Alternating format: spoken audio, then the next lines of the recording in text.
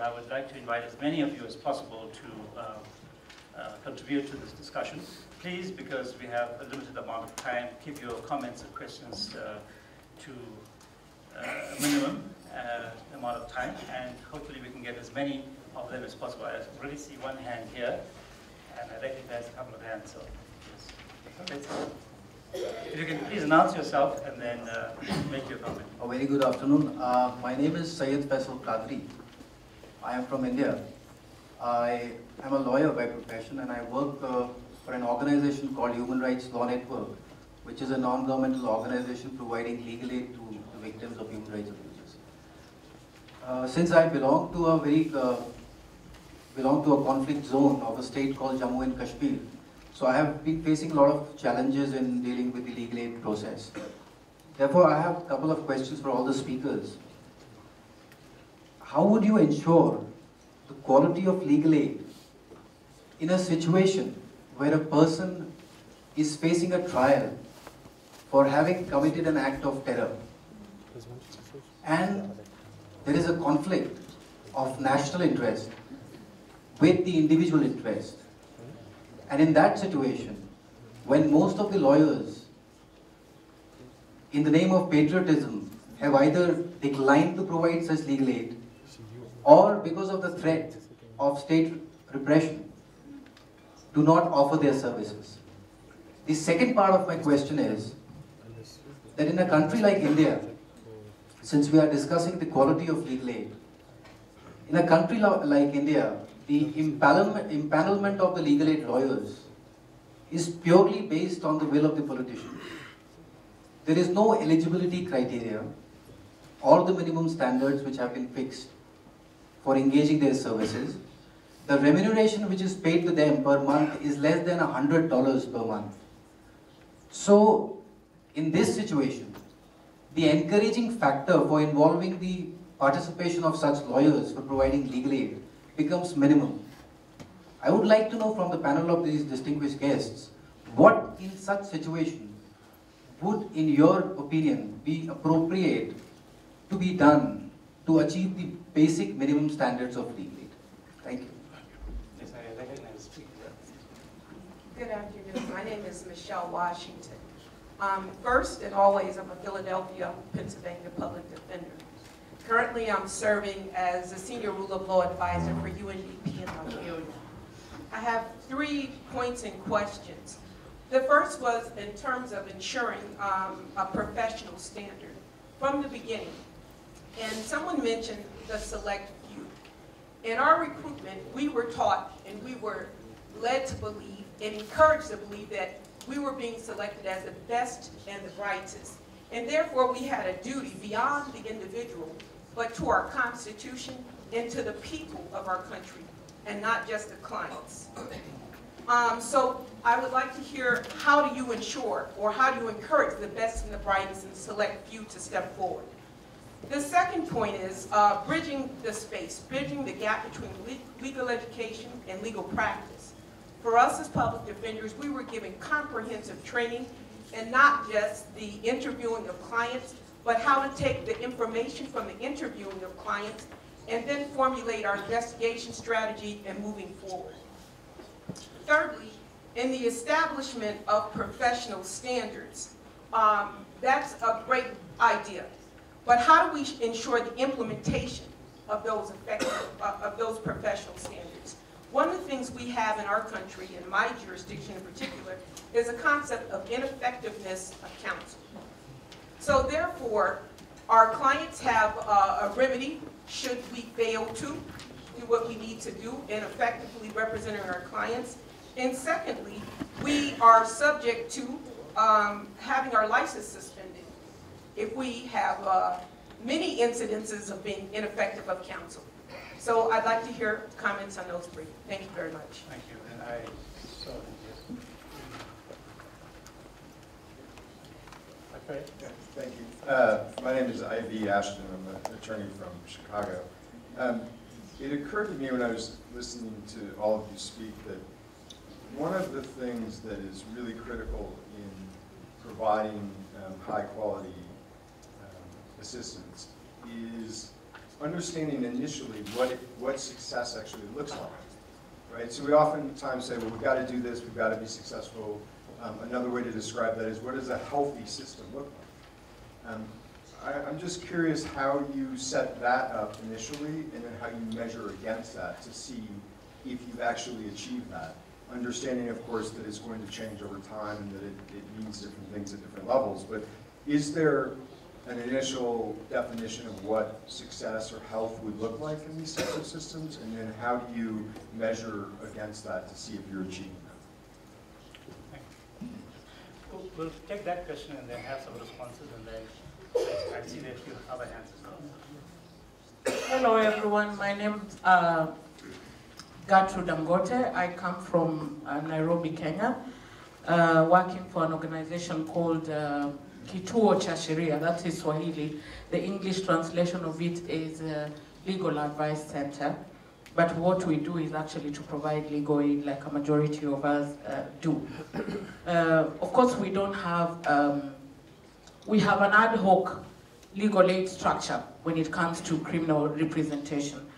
And I can't speak to it much, but just going to the panelists, and particularly to Patrick as well as Professor, I would really like to hear, coming from a country where we have now an increasing number of legal practitioners being young attorneys. And young, of course, comes with inexperience. So when you talk quality, you definitely have compromised quality that comes with young. So when you look at criminal defense and the ad hoc structures, including, for example, one run by the judiciary, where you have, lawyers being picked to take, to represent on paper, to represent clients who cannot afford but are charged with life sentence attracting cases, for example, murder. Then you have a majority of the representation coming from the young lawyers, in which case you have the young lawyers looking for quality so that to make that less than $100 per file, as opposed to, to quantity as opposed to quality. What would you advise in terms of ensuring that, well, yes, let us promote representation using those numbers, but that representation then becomes quality. Then when you talk about professional, when we talk about professional quality, in Kenya, the Law Society of Kenya, which in many of your countries you call bar associations, has not been licensing state counsel, the lawyers of the state who represent these kind of clients on aid. What would then you be saying would be the role of the bar association, especially in monitoring on a case-by-case basis? Because what we see is only a lawyer otherwise in a courtroom who gets shocked when the name of the client has been called, because they have never met. They only meet when it is time for plea. Thank you. Thank you. I'm going to ask one or two of the panelists to respond to each of their several questions, and we're not really going to have a lot of time to do that.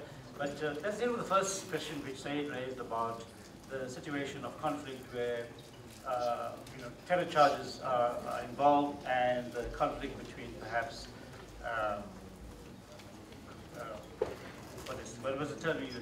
National and individual interest, right? I know that Placida has made some reference to this in relation to some of the cases they dealt with. So I'm going to ask her to make a brief comment, and if any of the other panelists want to add on, and then we'll move to following questions. So, please. I've been the Chief Public Defender or Chief Public Attorney for about more than 13 years. I was appointed by the President since 2001. We were able to handle the case of the bombing of the, for the first question, the bombing of the Sasa Wharf and the International Davao Airport. 199 more Islamic Liberation Front members were charged, including their members and leaders. I myself led the defense panel to get the lifting of the warrants of arrest because they were just charged based on a list of battle, order of battle. So there is no eyewitness whether these individuals, the Muslim group, were really the culprits or the bombers. So I handled the oral argument, and then we were able to get the lifting of their warrants of arrest. And after 3 months, we moved before the Department of Justice for the investigation of the cases, and the Department of Justice dismissed the cases against this MILF. So recently, the new president and the more Islamic Liberation Front group had already signed the peace pact in our country. So there should be an independent, aggressive, dedicated public legal aid entity in every country, so that the rule of law and justice, truth will prevail. Otherwise, rebellion, terrorism will dominate any state without any support to a legal aid entity. You know, states have been funding billions of dollars to deter terrorism, against rebel groups, funding against them. They should also give funds to legal aid entities. If they want peace, if they want progress, they want to avoid chaos in every country or every state. That is always my opinion in every gathering. Every president or prime minister should, and Congress should allocate more funds to legal aid entities, even paralegals, even law schools. Otherwise, there will be always... Thank you, Priscilla. Thank you. Take one more comment from you. Just on the terrorism question, as the questioner will well know, I guess, this actually arose in relation to the surviving alleged terrorist in Mumbai, and the Mumbai lawyers would not act for him. And it took a heck of a row to sort that out. But as I understand it, it was eventually resolved by the constitutional right that he had representation. He was eventually represented in court. So actually, India itself, in the end, provided a result in that case. It may well be that in others that are less publicized, it's done less well. Thank you, Roger. Yes, briefly. Just briefly, I think that in a situation of conflict, or just after a conflict, there is an advantage to have an international NGO to handle these cases. I worked in Rwanda, where no one wanted to represent people of genocide. I think in Afghanistan, there was a reluctance to represent people transferred from Guantanamo Bay. And so I think that there's a reality on the ground, and an international organization is just is a good place for that. Okay. Thank you, Natalie. I think we're going to move to another set of questions. We're going to move to responses to the second set of questions. So I think we're going to be short of time here. Michelle's questions were in relation to ensuring professional standards and how do you ensure that the best people come into the public and the system. Is that right? First one. Some quick responses.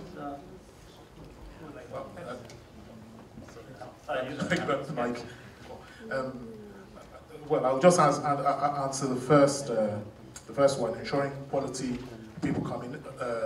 I think it's been mentioned yesterday as well as today. The first thing is there has to be motivation to do it. Legal aid work is essentially altruistic. There is some degree of giving of yourself as a lawyer for legal aid work, particularly criminal legal aid work. And so that aspect has to be there. Most legal aid lawyers don't go in for the money, but they do want a basic pay for what they're doing. So the first thing is attracting the good crop of lawyers who are motivated to do it. The second thing is it has to be funded, even if it's to a limited capacity, but there has to be some funding allocated to it. I'm sure there'll be other contributions. Yes, I don't think I like the term the best and the brightest, because not necessarily the brightest are the best in courts. I think you've got to have the question of passion for justice, one, and it's a question of values. And from an organizational perspective, we've looked at the values that we want from our practitioners. And you need to be able to align to those values in terms of coming to work for an organization. You must understand the context of your clients and be prepared to work with them and have that passion to ensure that you get them the best defense possible. I think it also then links into the recruitment, to ensure that your recruitment processes also take those into account and what skills and competencies you require before you bring them into the organization. So it's important that you have those systems in place, that you understand what you require from the competencies and how you match those that you recruit into the organization that meets those competency requirements as well as the values you want to instill from an organizational perspective. Now, Patrick, while you have the mic, I want to jump to the last question. What do you say about the issue that was raised about very inexperienced attorneys trying capital cases? I think we've got the seminal case in South Africa about State versus Makanyane in terms of what our constitutional court found in terms of the very junior practitioners being involved in the defense. And I think that's where, as your legal aid system develops, you've got to go and have a look in terms of how do you align your practitioners and their competencies and their skills to the seriousness of the offense that they're required to defend, so that you grow your practitioners from, and you won't take them and put them straight into a capital offense and defending a capital offense without having grown them over a period of time. So from our side, we won't put practitioners immediately out of university and doing the articles into the High Court. In fact, they can't appear, but we wouldn't either. And so that you've got to then make sure that you grow your practitioners and have the relevant experience levels to cover the different levels of complexity that you face at the different levels of courts and the different levels in terms of the charges that they may face and the seriousness of those charges. Okay. Some overlap with some of the questions, and I guess they go to how you measure, we can set up these quality standards. How does one measure success in relation to, are we getting there or not? So, any contributions? That's Roger. On the question of quality, I like Chile. I'm sorry that there's no one here from Chile, I think, because when I interviewed a Chilean lawyer, guess how they measure quality? They measure it by how many defendants you get off and how many times you beat the prosecution demand for a sentence. And that's built into their contractual system. It's a contractual requirement that you hit the average or you explain it. Now that's the toughest jurisdiction I've ever come across.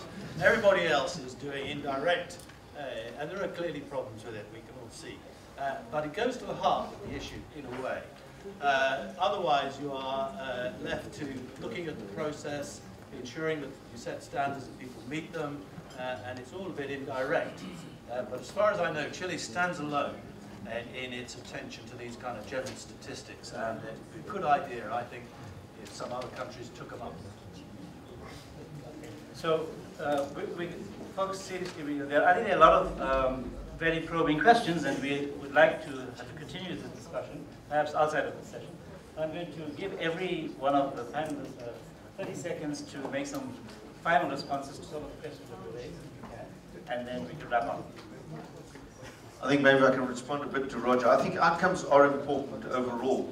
It's no use you doing something for the sake of outcomes, but the outcomes cannot be your be-all and your end-all. It's like a doctor treating a patient with cancer. If they've got terminal cancer, the patient ultimately dies, and the question of then how they manage that. So the question is, our clients, did they receive a fair trial or not?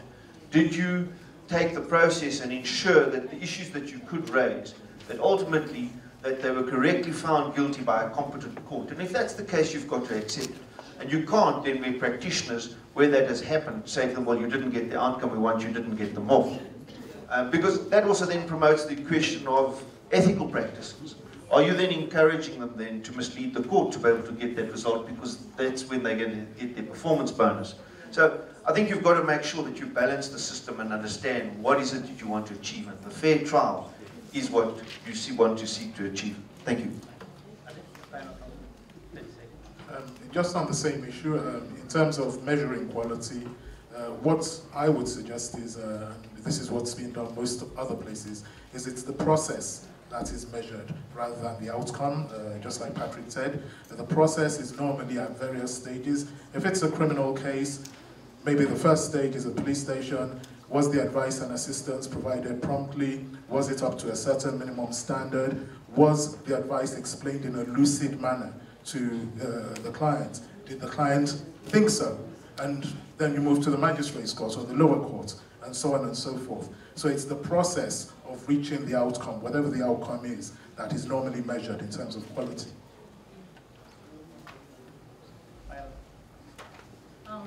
I think that somebody asked a question about what success would mean.